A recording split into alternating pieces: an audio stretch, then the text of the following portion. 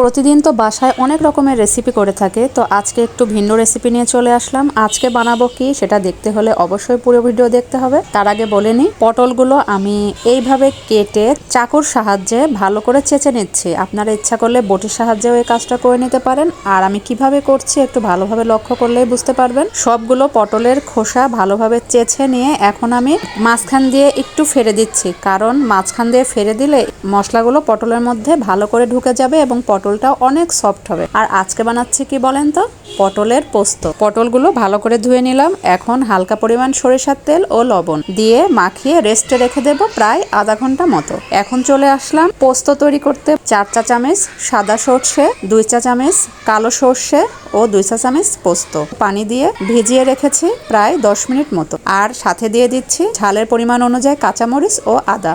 এখন হালকা পরিমাণ লবণ দিয়ে ব্যালেন্ড করে নিলাম। লবণ দিয়ে ব্যালেন্ড করলে সরিষাগুলো তিতা লাগে না। মাখিয়ে রাখা পটল ভেজে নিচ্ছি। আর কতটুকু কিভাবে ভেজে নিলাম সেটা দেখতেই পেলেন। তেলে দিয়ে দিচ্ছি ফোড়নে শুকনা মরিচ, কালো জিরা ও সামান্য পরিমাণ হলুদ। তেলের উপরে হলুদ গুঁড়া দিলে তরকারির কালারটা দেখতে অনেক সুন্দর লাগে। দিয়ে দিলাম ব্যালেন্ড করে রাখা সরিষা বাটা। এখন একটু নেড়েচেড়ে সামান্য পরিমাণ পানি দিয়ে দেব।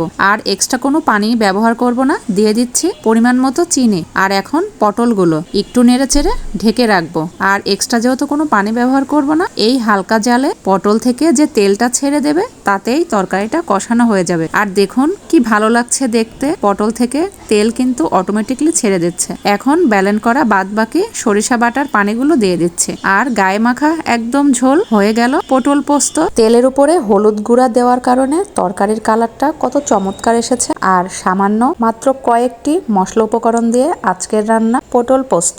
আজকে এই ফার্স্ট রেসিপি জননীর রান্নাঘরে।